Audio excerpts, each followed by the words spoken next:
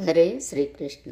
ಶ್ರೀಮದ್ ಭಗವದ್ಗೀತೆ ಅಧ್ಯಾಯ 14 ಶ್ಲೋಕ 25.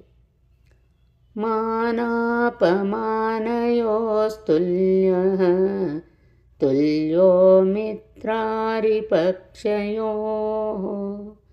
ಸರ್ವಾರಂಭ ಪರಿತ್ಯಾಗಿ ಗುಣಾತೀತಃ ಸ ಉಚ್ಯತೆ. ಈ ಶ್ಲೋಕದ ಭಾವಾರ್ಥ: ದೇಹವನ್ನು ಅನುಭವಿಸುವುದೂ ಬೇಡ, ಅದರಿಂದ ಹೊರಕ್ಕೆ ಹೋಗುವುದೂ ಬೇಡ. ಹೀಗೆ ಆಧ್ಯಾತ್ಮಿಕ ಸ್ಥಿತಿಯಲ್ಲಿದ್ದು ಭಕ್ತನು ತಾನಾಗಿಯೇ ಮುಕ್ತನಾಗುತ್ತಾನೆ.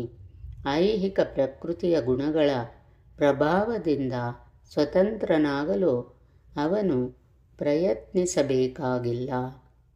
ಏಕೆಂದರೆ ಅವನಿಗೆ ಅಲ್ಪಕಾಲದ ಏಳು ಬೀಳುಗಳ ಮತ್ತು ಕ್ಷೋಭೆಗಳ ಪರಿಸ್ಥಿತಿ ಗೊತ್ತು.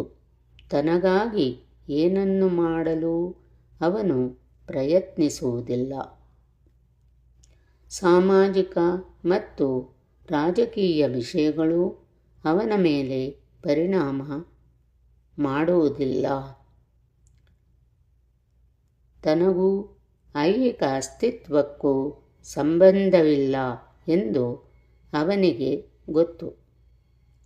ತನಗಾಗಿ ಏನನ್ನೂ ಮಾಡಲು ಪ್ರಯತ್ನಿಸುವುದಿಲ್ಲ. ಕೃಷ್ಣನಿಗಾಗಿ ಅವನು ಏನನ್ನು ಬೇಕಾದರೂ ಪ್ರಯತ್ನಿಸುತ್ತಾನೆ, ಆದರೆ ಸ್ವಂತಕ್ಕಾಗಿ ಯಾವ ಪ್ರಯತ್ನವನ್ನೂ ಮಾಡುವುದಿಲ್ಲ. ಇಂತಹ ನಡತೆಯಿಂದ ಮನುಷ್ಯನು ವಾಸ್ತವವಾಗಿ ಆಧ್ಯಾತ್ಮಿಕ ನೆಲೆಯನ್ನು ಪಡೆಯುತ್ತಾನೆ.